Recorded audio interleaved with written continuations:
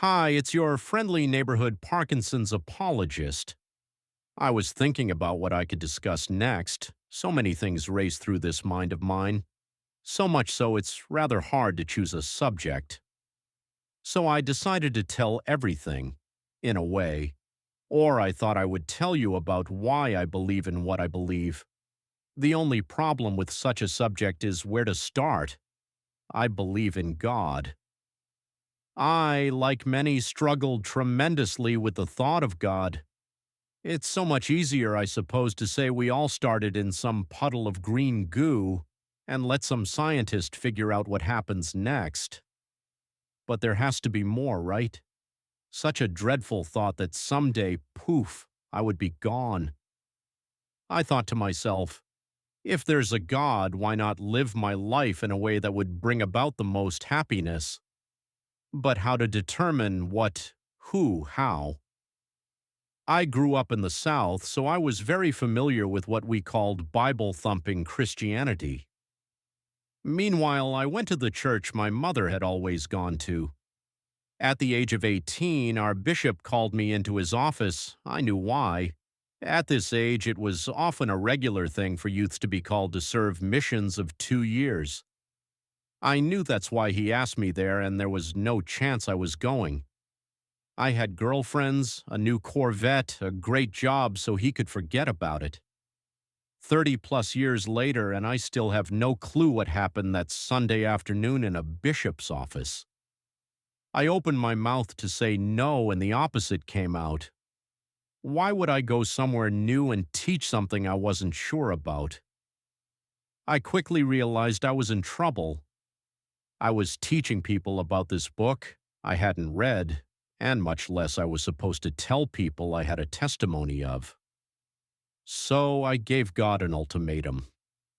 I got out our mission president's number and got on my knees, and with the phone in one hand and my Book of Mormon in the other, I opened it up and began reading. Then I said, look, I'm committed one way or the other. Either you witness some way right now, or I call and they can fly me home. I read and read. I really wanted to know. My life was going to change drastically.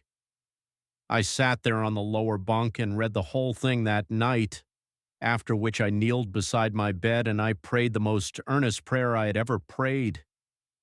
I had to know, is it true? Guess what? Nothing. I looked up at the clock and realizing how late it was, I decided to call the next morning. I slid into my bed that night so heartbroken, so disappointed. The next morning, I told my companion that I was going home and I needed to call the president to have a car sent. He asked what had happened, and I told him that I wasn't even sure there was a God, and how could I testify to others something I wasn't sure of myself. He told me one thing. He said, "Are you sure, Elder Campbell?" Before I could answer, he asked again, "Are you sure, Elder Campbell?" Before I could answer, he asked a third time, but he added one thing. He asked, "Are you sure you asked the right question, Elder Campbell? Perhaps you should ask the right question." The next thing that happened was one of the most profound things that had ever occurred in my life. I took the same Book of Mormon I had read the previous night, but this time I didn't ask if it was true. I asked three small word, three letters, R, followed by three more, U. The last word barely escaped my lips. There. The feeling of love that I felt was incredible. Incredible doesn't come close to describing the feeling. There are no words. A few minutes after gathering myself, I asked my companion how he knew. He said as he was praying the night before, he asked what I would need the next morning. He said the same three words came to him. After getting dressed and we were about to leave, I went to get my books and I said a little prayer of thanks. I grabbed my Book of Mormon and instantly a jolt as if I had grabbed a live electric wire shot up my arm and a voice proclaimed, and yes, these words are true. Throughout my life, I have been blessed with many confirmations, but still none as sweet as a father letting his son know he's there. Until next time, God bless.